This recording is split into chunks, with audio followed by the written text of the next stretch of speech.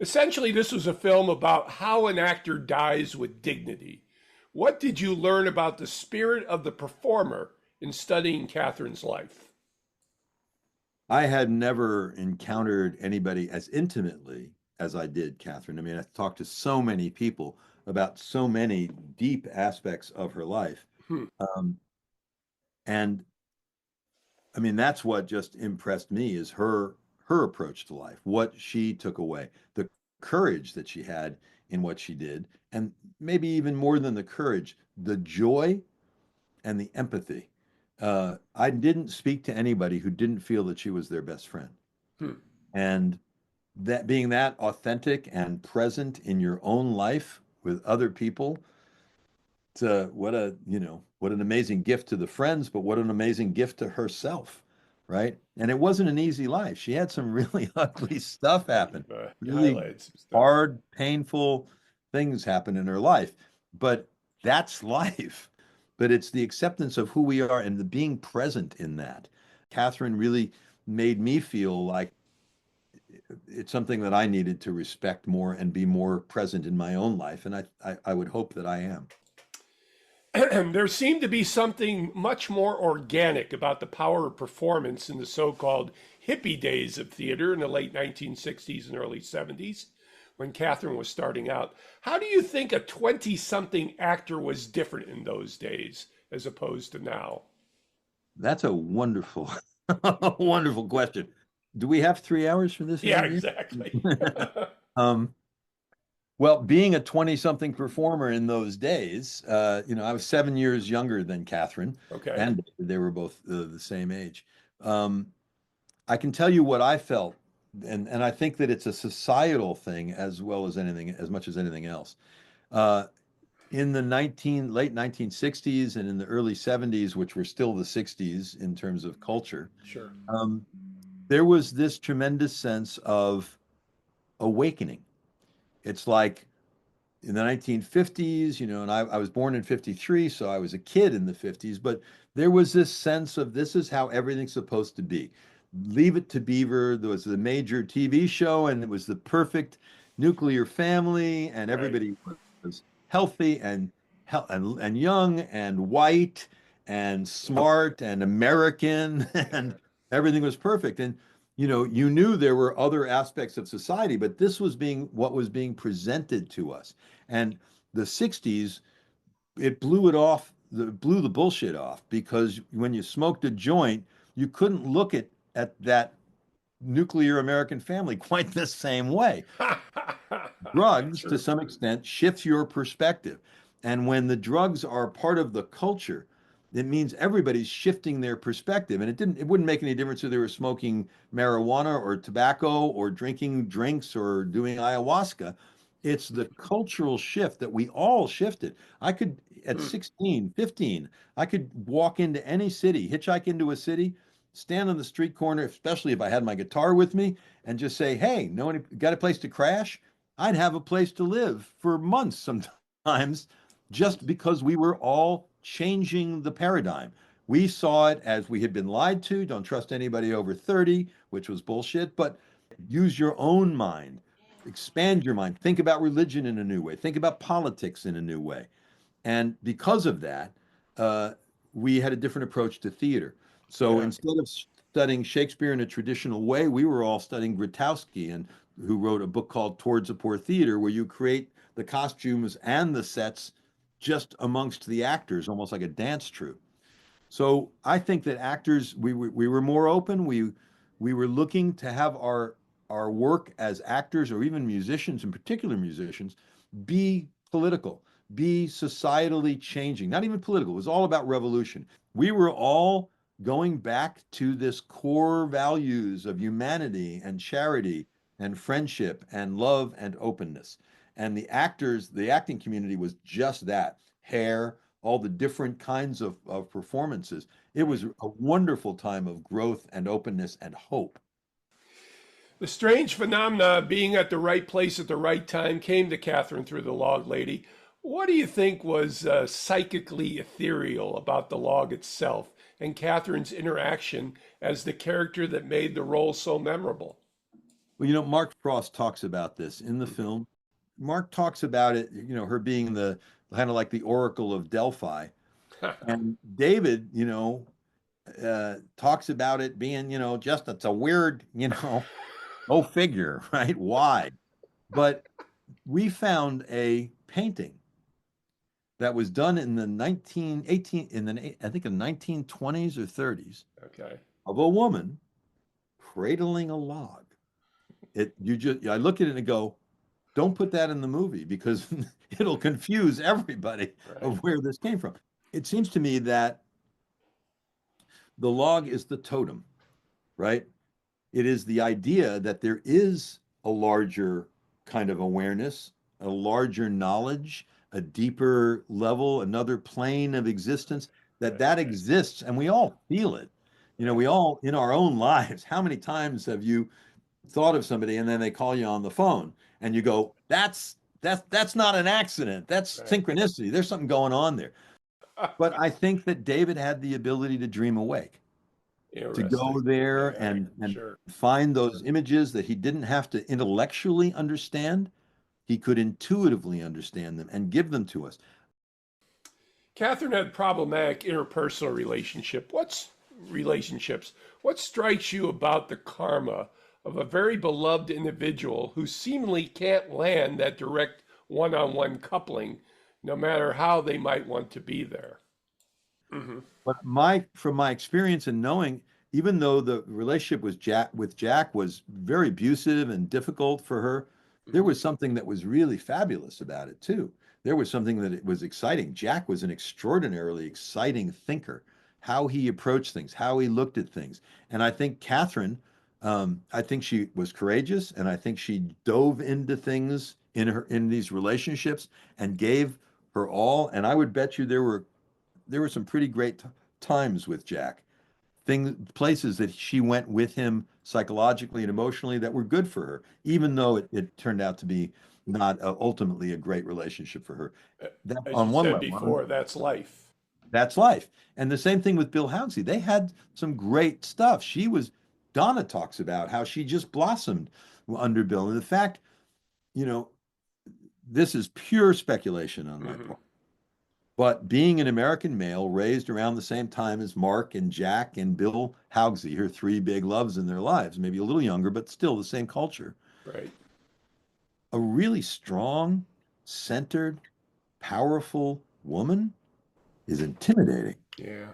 Those things are hard to say, but I would just say that she had great relationships.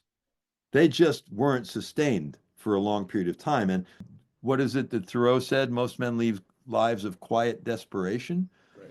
I think that if you're not going to lead a life of quiet desperation, you got to be prepared for loss and change and to give up the things that aren't working when they're not working.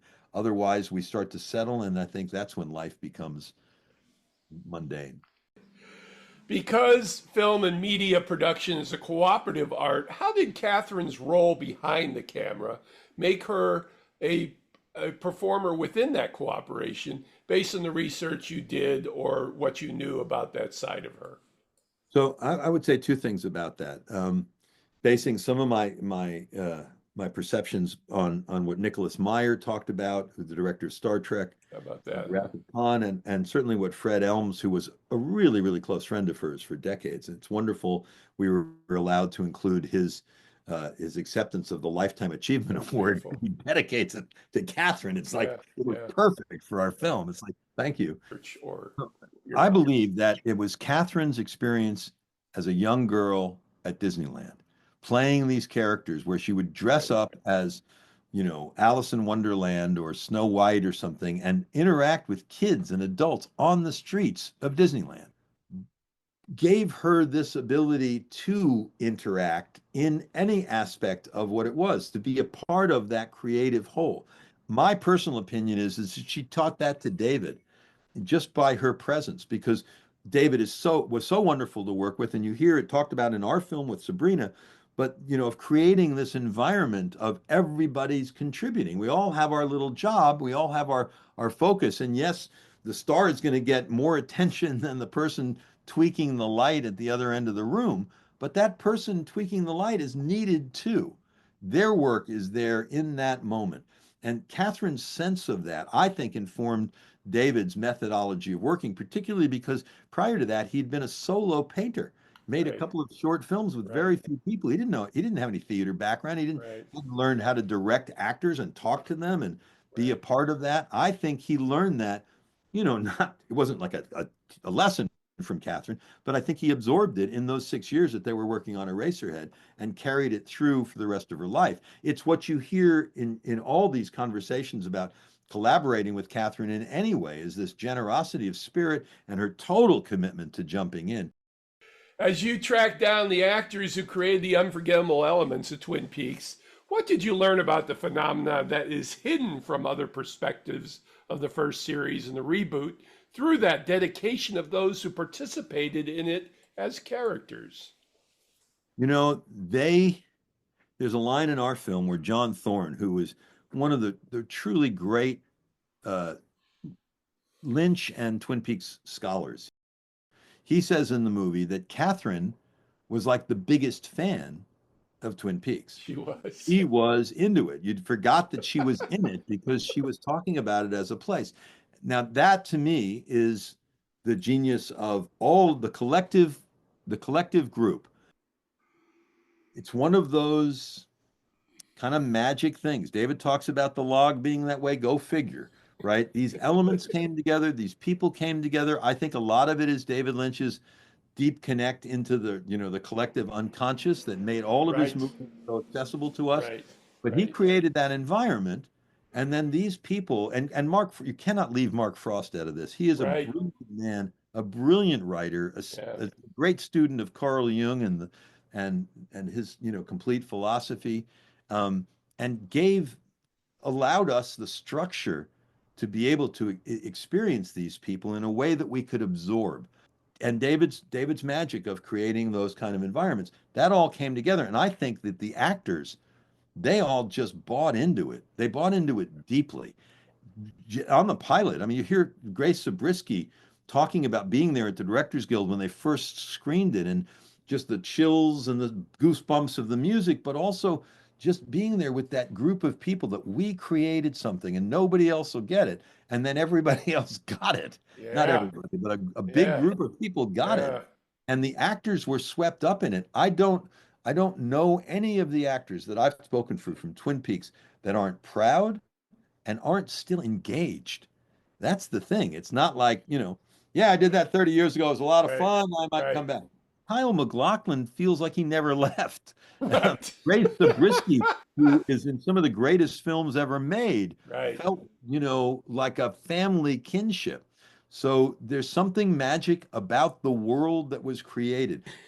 You spent, and speaking of what you just talked about, you spent time with David Lynch near his final time, and even pointedly chose to depict him smoking, which contributed mightily to his demise. In retrospect, what did you learn about dying from David Lynch? What I learned from David about death when we did the interview was just he believes that we don't die. He believes that we die, but that our physical bodies are gone, but that there's something there. I don't know the answer to that at all, and I'm not. Nobody does. I'm not with nobody does, but some of us more convinced that we think we know what Yeah. happened. Yeah. I'm less so So am than I. David, right? I don't know what the hell happens, but you go with your gut and you hope for the best. All right. So finally, it occurred to me that the log of the log lady can never die given its status as an object. What vibration do you think the log has in honoring its caretaker?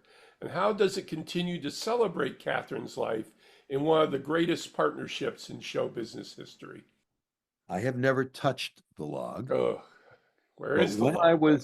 when I was up shooting the interview at Catherine's house with the four people who were there shooting her during her last moments, um, right afterward, Jenny, our producer, brought out a cardboard box, took out this object wrapped in bubble wrap, Okay. and unwrapped the log. 6, 7 months go by, and Catherine's daughter Zoe decides to get married and wants the log as a centerpiece of Of her course. wedding.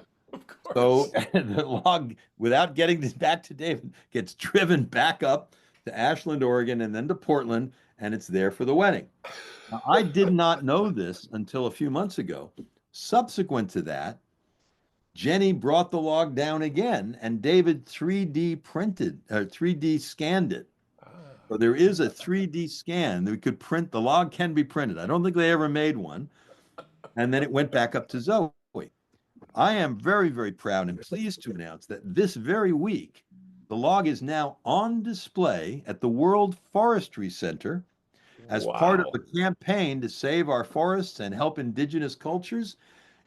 We have a stand-up cardboard cutout of the log lady standing next to Catherine, both holding the log. The log is there. The real red glasses are there, and it's there as a tribute to Zoe and the log, and I'll be there, and there's the kind of cross promotion on the campaign. This is Patrick McDonald for HollywoodChicago.com. Copyright 2025.